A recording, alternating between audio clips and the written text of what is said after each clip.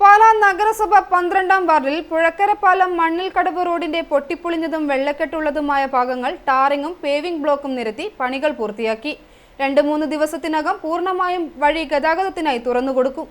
മണ്ണിൽക്കടവ് ഭാഗത്തേക്കുള്ള റോഡ് ദീർഘനാളുകളായി പൊട്ടിപ്പൊളിഞ്ഞ് താറുമാറായി കിടക്കുകയും പഴയ മൃഗാശുപത്രി ഭാഗത്ത് പുതുതായി പേവിംഗ് ബ്ലോക്ക് നിരത്തിയ റോഡിന്റെ ബാക്കി ഭാഗത്ത് വെള്ളക്കെട്ട് രൂപപ്പെടുകയും ചെയ്തു. ഈ സാഹചര്യത്തിൽ സ്റ്റേഡിയം വ്യൂ റെസിഡൻസ് അസോസിയേഷന്റെയും സമീപവാസികളുടെയും നിവേദനം നഗരസഭ ആക്ടിംഗ് ചെയർമാൻ ആയിരുന്ന വൈസ് ചെയർമാൻ ബിജു ജോജോയ്ക്ക് പരാതിയായി നൽകിയിരുന്നു.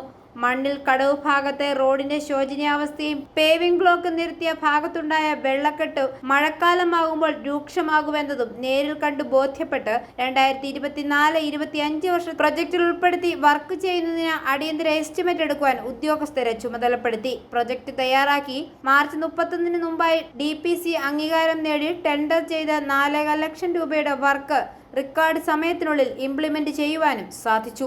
ആക്ടിംഗ് ചെയർപേഴ്സണായിരുന്ന ബിജി ജോജോ, ചെയർമാൻ തോമസ് പീറ്റർ, വികസനകാര്യ standing committee chairman Savio Kavukattu എന്നിവർ നേതൃത്വം കൊടുത്തു. 2-3 ദിവസത്തിനകം പൂർണ്ണമായും വഴി ഗതാഗതത്തിനായി തുറന്നു നൽകും. ഐഫോറിയ ന്യൂസ്, പാലാ.